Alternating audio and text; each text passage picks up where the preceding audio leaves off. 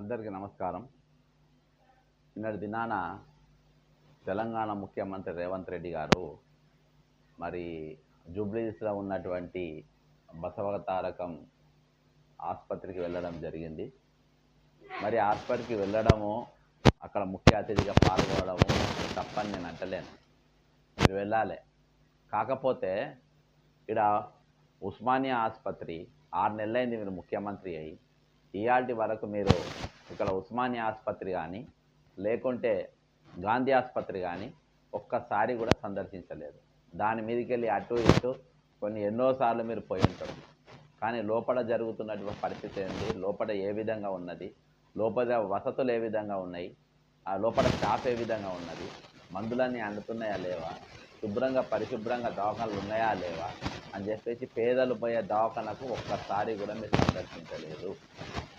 కానీ ఈరోజు మేము తప్పుపడుతున్నది ఏంటంటే, వీటిని వదిలేసి ఈరోజు మీరు టీడీపీ ట్రస్ట్లో నడుస్తున్నటువంటి మీరు బసవతారకం హాస్పిటల్ పైన ఎంత శ్రద్ధ ఉందో అంత శ్రద్ధ పేదల ఆసుపత్రుల పైన కూడా ఉండాలంటున్నారు. వరంగల్ ఎంజిఎం హాస్పిటల్లో 6 గంటలు కరెంట్ లేక పేషెంట్లు స్టాఫ్ దాదాపు నరకయాతన పడ్డారు.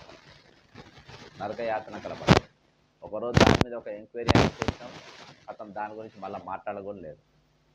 ఈరోజు వైద్యం పరిస్థితి, విద్యా వైద్యం రెండు కూడా తెలంగాణ రాష్ట్రంలో పూర్తిగా చాలా వెంటిలేటర్ పైన ఉన్నాయి. అవి వాటిపైన నీకు శ్రద్ధ లేదు, వాటి గురించి పట్టించుకోవు, అలా రిక్రూట్మెంట్ను బరాబర్ జరపవు, అందులో పనిచేసే వాళ్ళకు డిఏలు ఇవ్వవు, వచ్చే స్టాఫ్కు పేషెంట్లకు అక్కడ ఎటువంటి వసతులు ఉన్నాయి రావు. సార్ గాంధీ హాస్పిటల్లో వీల్చైర్ల పరిస్థితి ఎట్లున్నదో, పేషెంట్లు ఎక్కించుకొని వాళ్ళే నొక్కుంటూ పోయే పరిస్థితి, పేషెంట్ కుటుంబస్తులు స్టాఫ్ లేక అంత కాంట్రాక్ట్ స్టాఫ్ ఉన్నారు, వాళ్ళు నూకరు. వాళ్ళు కళ్ళారా మేము చూసినాం అటువంటి పరిస్థితులు.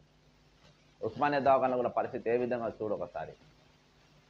నిన్న మంత్రి గారు వెళ్ళడం జరిగింది. అక్కడ దాని డెవలప్మెంట్ కోసం కొంచెం ప్రారంభోత్సవం చేసి